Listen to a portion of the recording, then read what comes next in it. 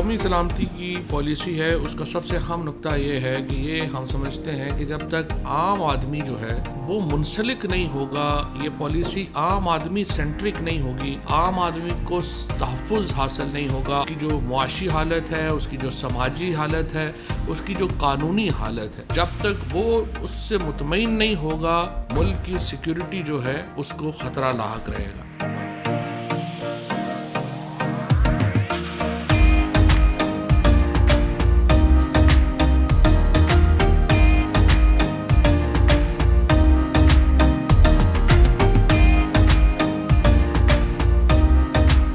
Comprehensive national security की पाकिस्तान बात करेगा और सिक्योरिटी का मकसद पाकिस्तान के आम शहरी को तहफ़्फ़ुज़ पहुंचाना होगा। नेशनल सिक्योरिटी का कोर जो है इकोनॉमिक सिक्योरिटी हमारा कोर होगा। इकोनॉमिक सिक्योरिटी से जब आपकी मईशत मजबूत होगी तो आपके पास और अखराजात करने का मौका होगा, आपकी मिलिट्री सिक्योरिटी पे भी और आपकी ह्यूमन सिक्योरिटी पे भी।